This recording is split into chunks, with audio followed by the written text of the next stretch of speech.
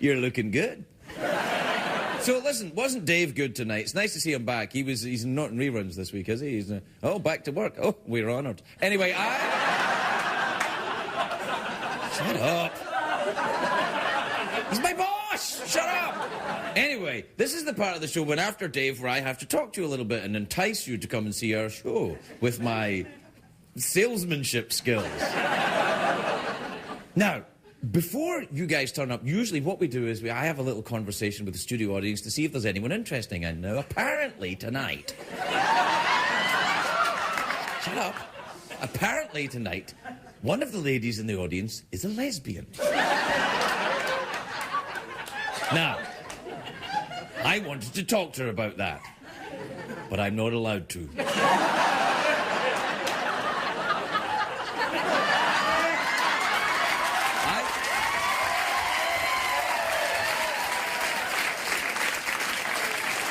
Not because CBS won't let me. Oh, come on, they would never forbid me to do some lesbian chat. No. It's because I'm shy. It's because I'd be slightly embarrassed, which just lets you know the kind of adolescent schoolboy I really am. I mean, come on. What is so funny or even interesting about two ladies getting it on?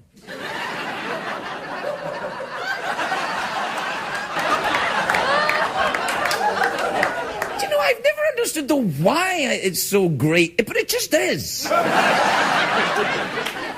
So, come back and watch the show tonight because it's the big lesbian show tonight.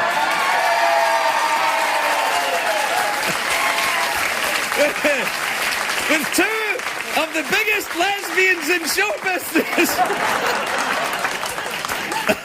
Kathy Griffin and Carl Bernstein are here.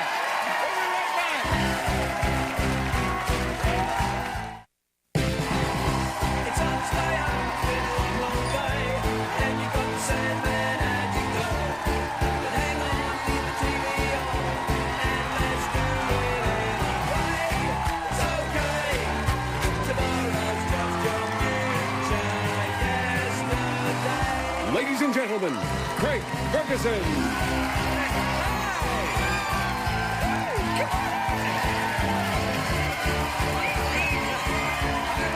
Los Angeles, California. Welcome to the Late Late Show. I am your host, TV's Craig Ferguson. Please. Okay, please. Thank you. Thank you. Please follow the international sign for stop your phony applause.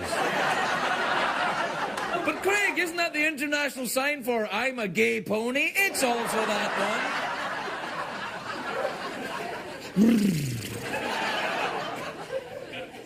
It is a great day for America, everybody. I tell you who it's not a great day for, the 84-year-old Alaskan Senator Ted Stevens. Today he was convicted of all the corruption charges. Hey, what's this, married with children? Knock it off. He's been convicted, though. Now Alaska is not just famous for hockey moms, they've got prison grandpas as well.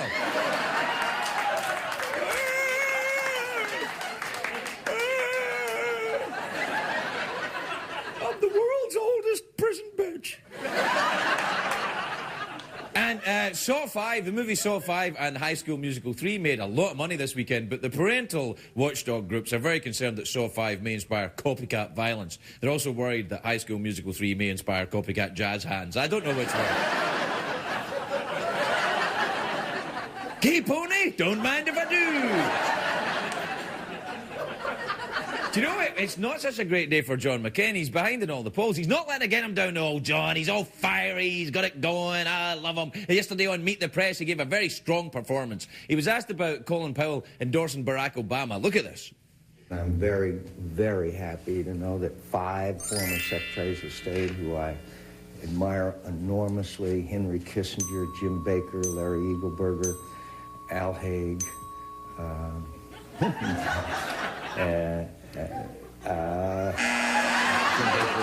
Henry Kissinger, Al Haig, Larry Eagleburger, and one other. All right. Come on, knock it off. 5? That's a solid B. Yeah, John's better in front of the crowd. When he gets out there and feels the energy, he gets very excited. But when he gets going, his delivery reminds me of other things. Take a look at this. How about Sarah Palin last night, huh? How about her? Huh? How about the job she did? Huh?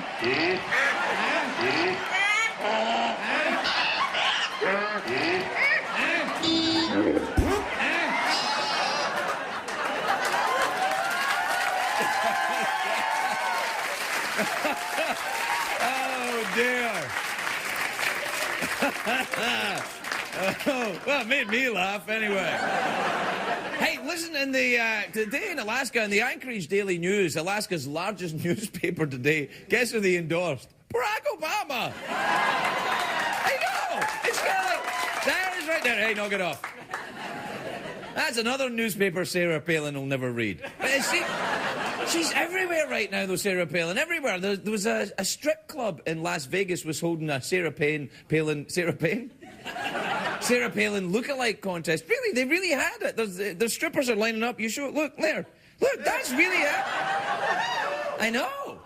Forget November 4th. I'm pulling my lever tonight.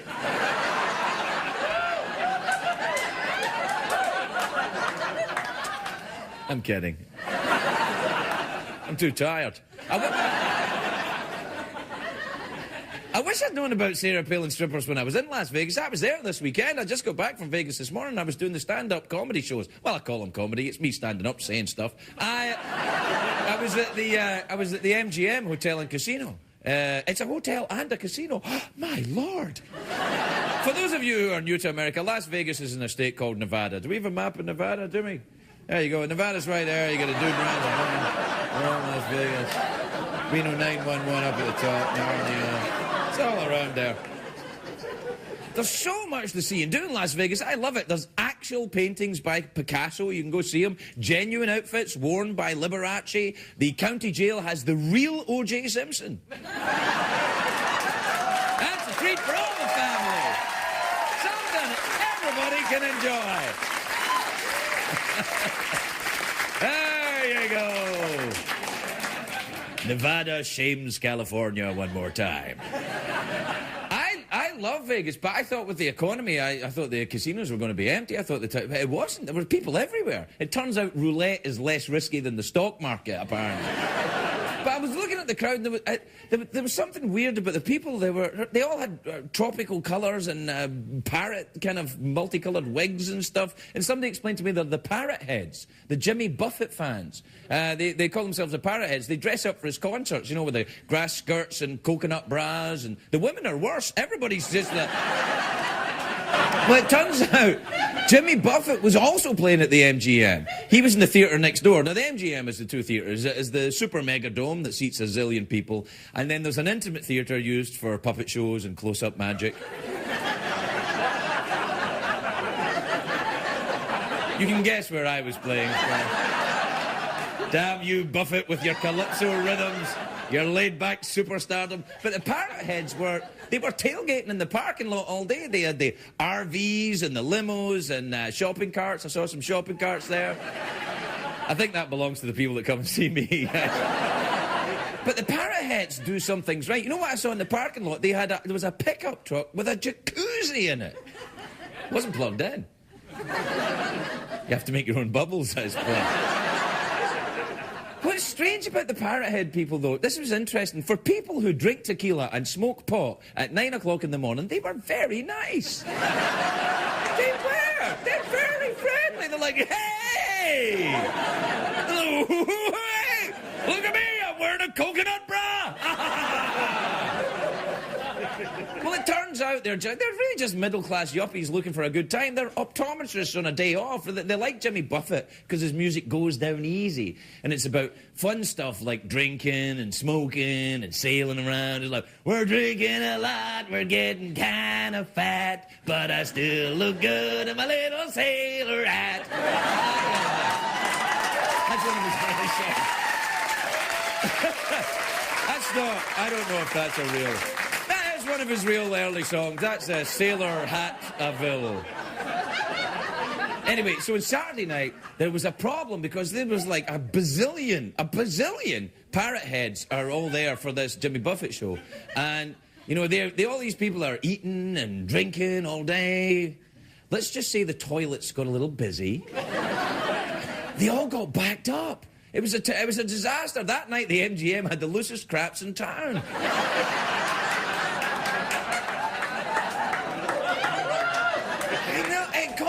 It caused an enormous brouhaha. I'm just telling you what happened. It was nobody's fault. It just happened. Apparently, the smell was preventing people from enjoying the Jimmy Buffett concert and having a good time. And I'm thinking, what kind of a drunk are you?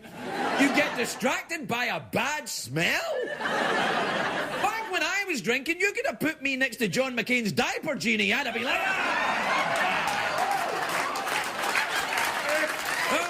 take a break. We'll be right back.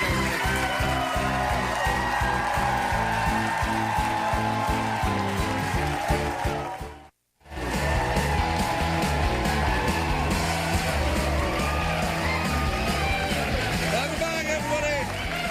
Welcome back. Welcome back to a show that celebrates sexual diversity in all its forms.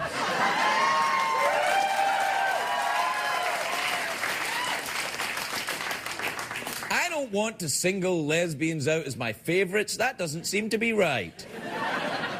We celebrate all sexuality here by having me giggle at it. It's the best I can do. I'm sorry. I'm a 10-year-old boy trapped in an old geezer. Anyway, I can't be mucking around talking about sexiness. Do we have time for an email, do we? Time to answer an email. Yeah, there you go. There you go.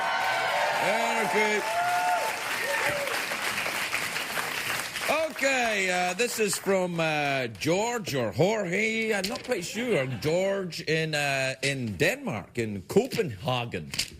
Wonderful, wonderful Copenhagen. Doodle-doo-doodle-doo. You must know that song. They sing it all the time in Copenhagen. Hey, that, in Copenhagen, or Copenhagen, depending on how pretentious you are, Copenhagen, it's a seafaring city, it's a port. And in the port, they have a little rock, and on that rock is a little mermaid, very famous little mermaid, statue on that rock. And that little mermaid is a little lesbian mermaid. Did you know that? Isn't that lovely? What an amazing coincidence. Anyway, Georgie says, Dear Craig, when I talk about your show with friends, acquaintances, no one knows about you. Oh, thanks. Why do I feel I am the only person watching your show in Denmark?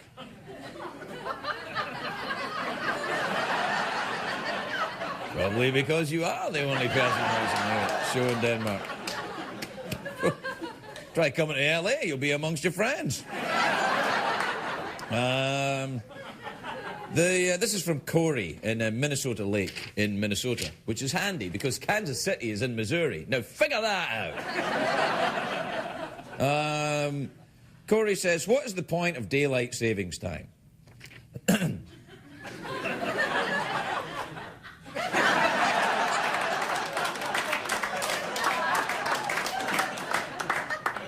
don't know.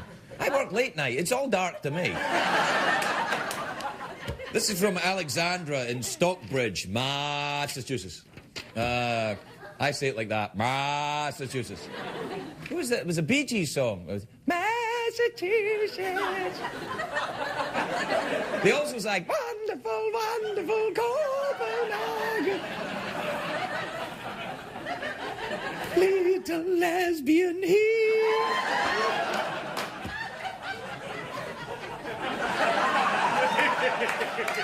I'm sorry.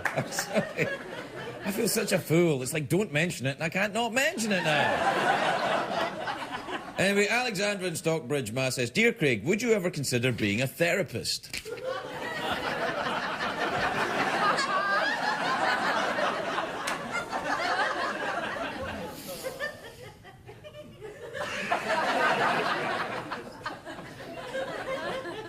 No.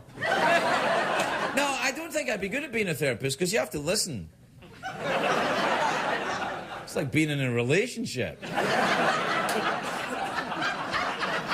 I can fake the face, though. You're right. You're right, honey. Jeez. Oh, sorry, I didn't mean to call you honey. I'd be bad at it. I'd want to hear all about the dirty dreams.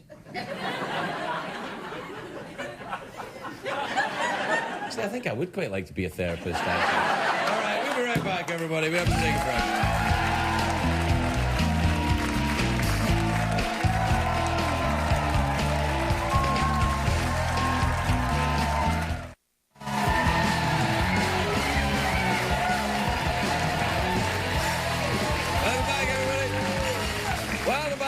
Welcome back to the big show that doesn't in any way reflect the views of the CBS organization. The election is just a week away. Every day, of course, there's the new poll results. To make sense of those, we'd like to welcome tonight America's #1 political pollster, Henry Winkler, everybody. Henry Winkler.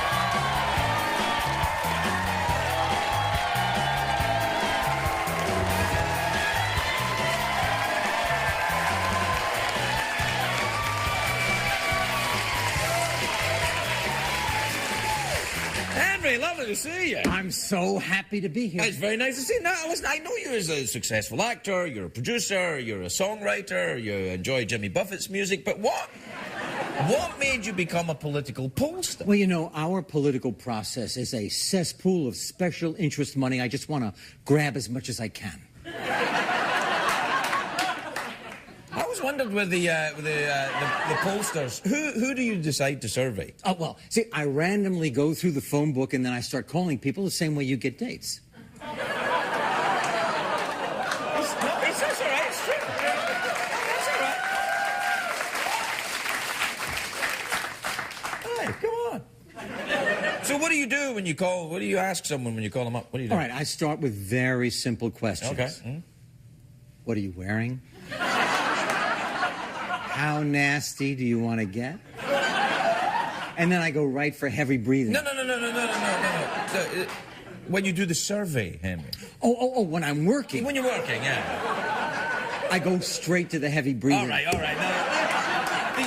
the polls always have a 3% margin of error. That's a lot of room for mistakes. A 3% error is not really major in a poll. I'll tell you where it really is a big mistake, and that's in circumcision. Hey. And I've learned the hard way. Okay. You're right there. Now, some people don't always vote with one party. Who are these swing voters? Swing voters are lovely Americans who happen to get it on with other people's wives. No.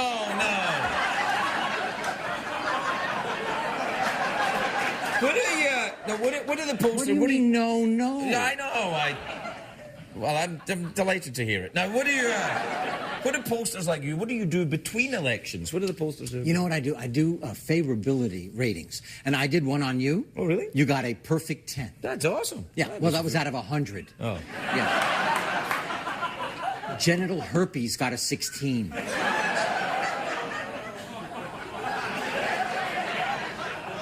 It's pretty popular, genital herpes. All right, let's move on. How do you think the Electoral College will play out? Oh, you know what? I have a map. Oh, really? Oh, political at last. All right, then let's go. Okay. Right. And this is really very interesting because right here, this state and this state, they're probably going to even out. You got the same problem over here. They're going to even out. Now you've got this state over here and this state over here. One is for Obama, one is for McCain, one is probably going to become pink. Then you've got Hawaii, and Hawaii is going to vote with California for Obama. So it all comes down to Maine and all the people here that are vacationing in Canada. That absolutely makes no sense at all, you know. I know, but if you turn this upside down, you have a cute little anteater. Oh, look at that. Oh, it's adorable. Yeah. Hi. I'm Andy the anteater. Yeah, right. You know? Yeah. Hi, Andy. You have any ants? No, hey, no, knock it off. No, do you have a prediction for Election Day, then? I do. All right. Okay, this is my prediction. Okay. I predict that Obama is going to win, and the only reason that he won't is if McCain wins. But the fact of the matter...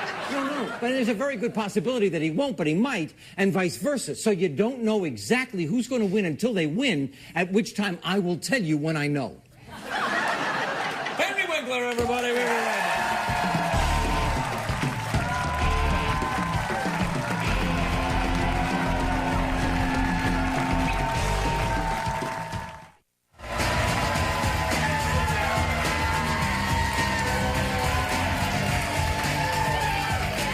Welcome back, everybody.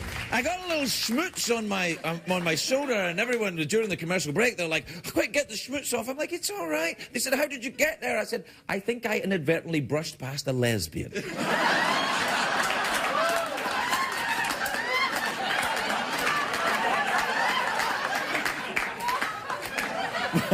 One of the good ones that wear makeup. That's a joke. You know that's a joke, right? All right. That's a joke, lesbians. Knock it off.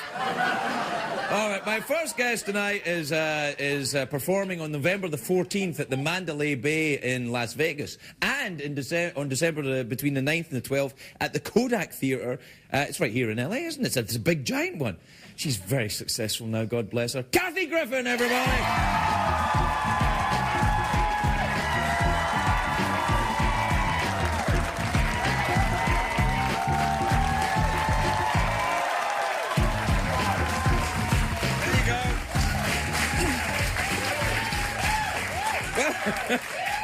Nice to see you, Caroline. That's, my 2 Emmys. Yeah, I see that. Yeah, they're very nice. Very nice Emmys. No, I can tell you think it's tacky that I brought them. I just wish I had one. I don't have any Emmys. Well, when you get them, you have to take... I take them to the In-N-Out Burger. I take them... They're always on display. They tour like The Body, you know, that weird tour. Oh, yeah, It's like that. That's how I am. Have you seen that show, The Body? No, I'd rather watch my Emmys. Okay.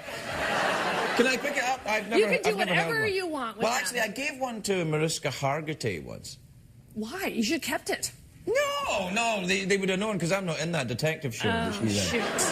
She was very nice. She said thank you and then made a speech and didn't even mention me. That is so rude. I promise to mention you if I win again next year. Yo, I'm sure you will. You win every year now, don't you? You're like that. This is great. Now, you know, like, isn't it good?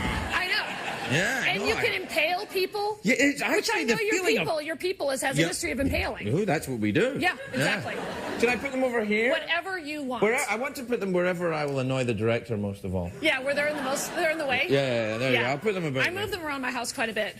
Yeah, do you really? Oh, yeah. Why? Now, because I need every single person to know that I have them. I used to have them in the living room, and then I was like, screw that. So now I put them right when you open the door. You could almost... I need everyone to know. Well, I think pretty much everyone knows you've got a couple of Emmys, Kathy. Well, look, don't get me wrong. I'm an artist. I know. But really, the factor is huge with these babies. Yeah, sure. So, that's really what it's about. And I'm an artist. Yeah. Oh. They'll beat they'll beat that letter. That letter? They'll beat the letter. That was so good. I'm so proud of myself. No, you might as well have just said, because they'll beat it. You know, I'll tell you, get ready for Bernstein. Oh, he said, yes, he's a real cusser. Now, since it's lesbian night.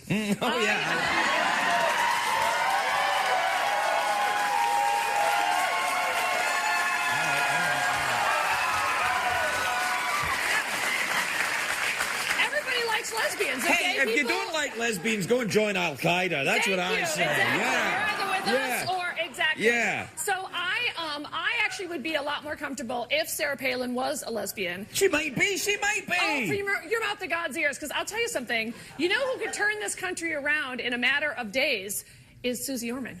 And hear me out. Orman 012, because I am telling you, all you need is a financial, good, sturdy lesbian to turn this country around in days. And wait. Didn't the Democrats have something along that line and decide against it? Lesbian light. All right, okay. But right, I mean, Susie's committed, and I'm telling you, there's nothing she doesn't know. So I say McCain, Orman, and then I would vote for them. But as it is now, no, I'm going Obama. Is that where you're going? Of course I'm going with the Obama. I thought you would, of course I am. Yeah. Even my mom was going to vote for Obama, and she watches the O'Reilly Factor. How does she equate those two things? Look, she's a crazy old drunk. I don't know what to tell you. All I know is she votes according to... Well, all right, look, I'm going to be honest. Because I'm so nervous that she might at the last second freak out and vote for McCain. On, Election Day, I'm going to do something. I don't know if this is considered voter fraud or if this is like Acorn, but I am going to have to drive my mother to the polling place. And it might involve giving my mother an extra box of wine that day. And she loves her box of wine. I understand. She no. She's not so into the glass in the bottle. She But really why? likes... If you have the box, you have everything you need. That's right. There, She likes to put it on a ledge and then tip it to make sure that even the plastic bag is drained. And so, so that's how much I love my country. Is I'm willing to get my 88-year-old mother drunk just to vote the right way. Well, no, you're good. You're good with I'm the a older patriot. folks. You're good with the older folks. I saw you with Rickles at the Emmys. You were my adorable gosh. with him. Wasn't that great, Don He was Rickles? fantastic. Fantastic. I mean, it was so lovely. So lovely and so sweet and so funny. And his sense of humor is just ghetto. He will say anything to anybody. And he just has that Rickles license to kill. And so how does he get that? How do you get that He's license? fearless. He is fearless. And the guy's performed for 4 presidents, and he really has the street cred as well as the respect. But I mean, the stuff he just says to people's faces is really, it is an awesome sight. Yeah, so presenting with him was truly a delight. And the producers are so funny because they were like, now Don, we need you to stay on script. And they would turn to me and they go, sweetheart, you'll keep him on script, right? And I'd be like, yeah, I'll keep Don Rickles on script. Right. So of course, when he's off the cuff, nothing is funnier than that. So it was like a real seminal moment for me. It was a real pleasure. Yeah, it was lovely to see you both up there. I like that. Did you enjoy yourself at that Emmys? Oh my gosh, what a dish fest! All right, so it was bored. I was so bored. Oh, you're so jaded. I am. You're worse than a jaded old lesbian. I am. Hey, look at me. Look at me. Just picture in your mind. Look at this. Go at that a little bit with your eyes. Liza Minnelli. See? Showbiz. Exactly. Showbiz. No, I am a little. I wasn't jaded when I turned up, but I was jaded when I left. It went on forever. Oh, that was a disaster with those multiple hosts. Yes. No, that was a bad call. But it's true. Like when you see somebody like Rickles, I was thinking, oh, they should have just let Don host the whole thing. Yeah, or Jimmy Kimmel was there. Jimmy was so funny. I love when Jimmy goes, don't you love the hosts tonight? They're so sufficient. Also, anytime, any chance I can make fun of Ryan Seacrest is a good day for me. Right, that's true. It's appropriate. It's appropriate that you should mention him on Lesbian Night also. I know, exactly. Yeah. No, that's good. Well, I shouldn't make fun of Ryan. She's a really good hostess. Right, that's true. She's on the #1 show. God she love is. her. Good for her. Now listen, you're doing the stand-up in Vegas. Yes, I just came back. Yeah, you do a tough gig, right? Where you do the show and then you fly to Vegas and do a show. No. I just did it at the weekend. But still, that's tough to do live shows. And Yeah. It's It's very difficult. Yeah. I know. I love it. I love all things Vegas. I'm a crazed nickel slot player. I'm like that. Like, if you see me in Vegas, don't bother me. I got the bloodshot eyes. I got the diet soda that's like half water at 5 in the morning. Betting max on those nickels. Betting max every time. Oh, yeah, I'm serious. Really? You like Sometimes all I'll that? bet like 20 cents a pop. I don't even care. Bet max. You're nuts. Yeah, I'm crazy. I'm a Hey, you know where you want to go at the Mandalay Bay? Where? They have the wave pool there. Yeah. It's awesome. It's better than the ocean it's or better nature. than the ocean. Yeah. Better and, frankly, cleaner. Cleaner than any ocean you're ever going to find. Yeah. I mean, oceans are all right, but there's when still you go to people Vegas, trying to save them and everything. No, that's so time-consuming. I know. Now, when you go, you can't walk among the people. You're too famous. What do you do in Vegas? Are you kidding me? Nobody gives a rat's ass about me. They're like, please. I don't even believe you. What is the most common thing people say to you when they see you in public? oh, cheeky monkey.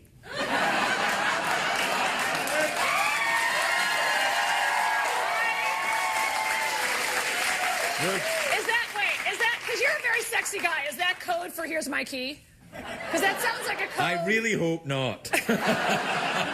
Because sometimes people approach you, and if that's code, I'm like, oh, no. I mean, not from a lesbian. That's a pointless. Well, that's a waste of. I've they got to tell like you, but they don't. They like don't like me that much. Not that way. Not that way. No. They don't invite me to the room. They're too busy. They're saving the world one lesbian at a time. I am telling you.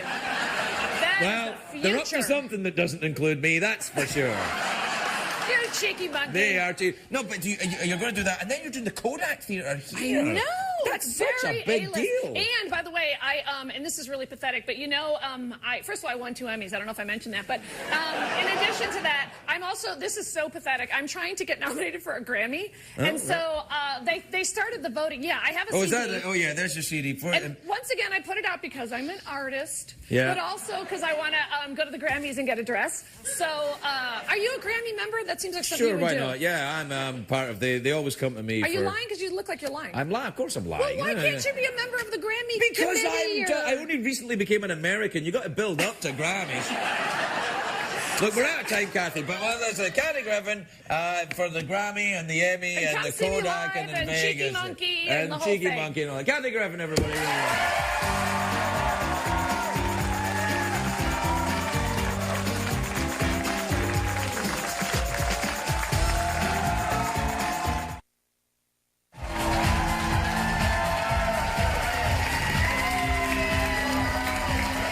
Welcome back, everybody. Welcome back. My next guest, although not a lesbian himself, is a legend. He is a legend. He is a journalist who has caused a lot of trouble in his time for a lot of bad people. He's now the political analyst for CNN. Please welcome the legend that is Carl Bernstein, everybody.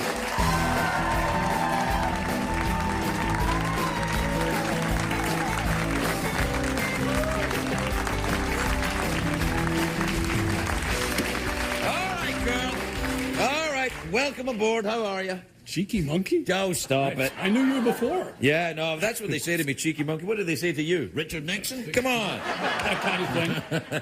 Deep throat? What's next? Tell me about the campaign. How's it going? What is your take on it this time around? Is it different? People say it's a very dirty campaign, is it? I think the people of the country are saying to the candidates, fix it.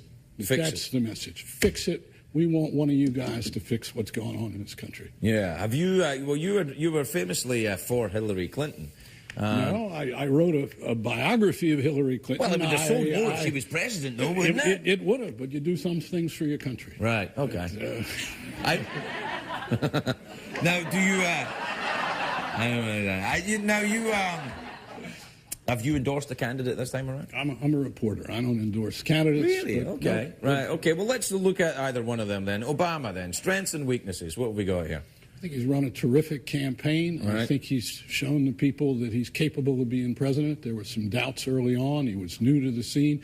I think John McCain, who I really got to know in 2000, has shown himself to be a very different candidate than he was then. Well, you were very complimentary about John McCain. I was in 2000, yeah. but I think he's abandoned the principles of his campaign in 2000, and that's probably why he's in the difficulty he's in. Now, in what way has he abandoned his campaign? I can't. The campaign of 2000 was built about being a really independent spirit in American politics. Right. The maverick and thing. now he's really become a captive of the right wing of his party and its agenda, and it shows, particularly through the pick of Sarah Palin. I was going to ask you about this. So you're not impressed with the Sarah Palin choice there? Well, I don't think it's helping him. Right. Well, I don't think anyone would argue with that right now, would they? I mean, well, look. Here's the thing about Sarah Palin. He has said, look, duty, honor, country first. Right.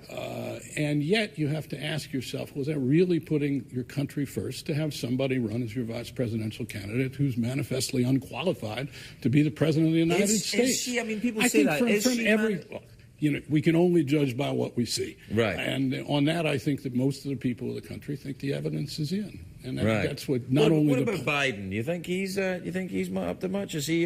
He's fun to watch. Yeah. He's certainly entertaining. He's kind of like a kind of blue stand-up, isn't he? He's a very substantive guy. He's respected by his fellow senators. Right. And he's famous for one-liners that he shouldn't say. Yeah, exactly. That's what I'm saying. It's like watching Dave Attell in a comedy club. You're like, oh, you can't say that. But he's solid. He's solid on knowing the world. Yeah, he knows what he's doing. I think even although you haven't endorsed anyone, Carl, I'm beginning to see a trend in your discussion. Yeah.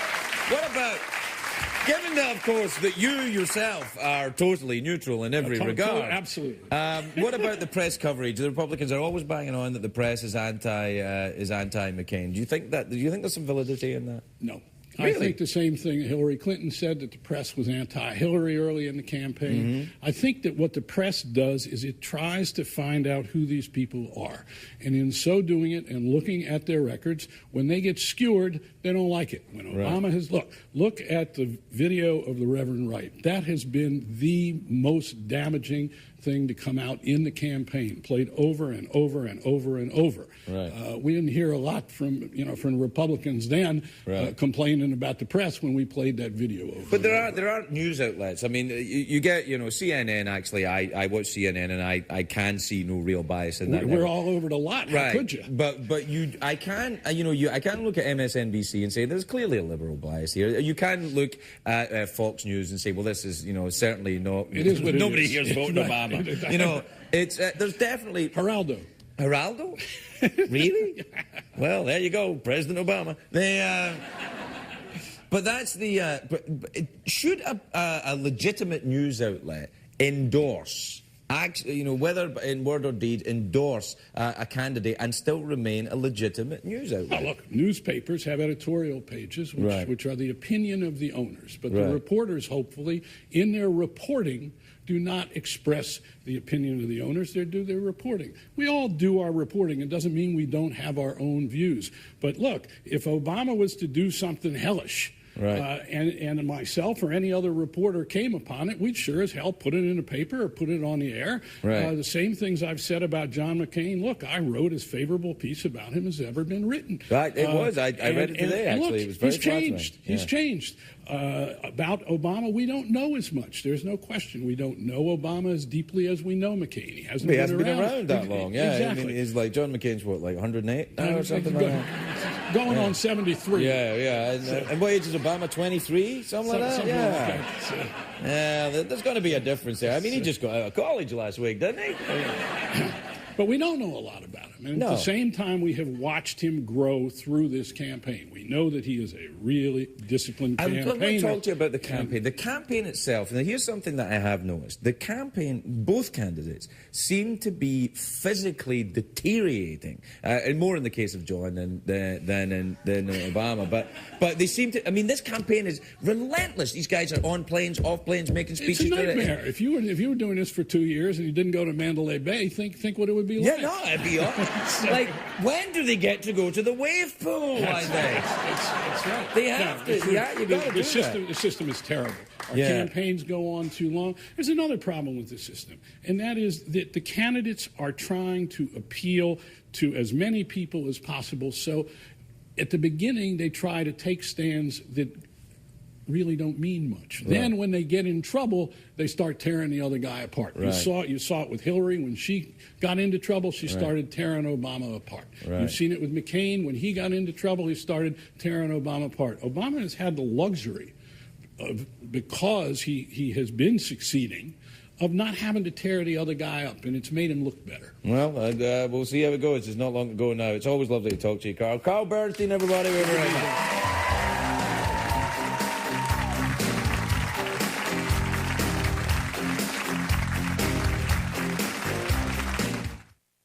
What did we learn on the show tonight, Greg?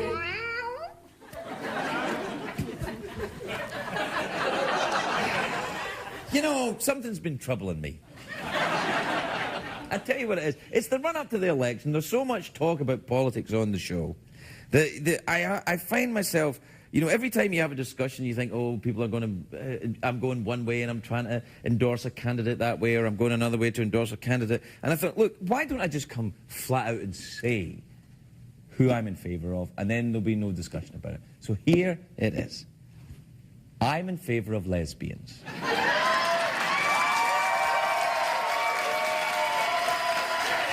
I like them. I like what they do. And I enjoy that certain je ne sais quoi. And I know that I'm not included in that fun. But I think I'm man enough to let someone else have a good time and not be selfish about it. God bless America, everybody. See you tomorrow.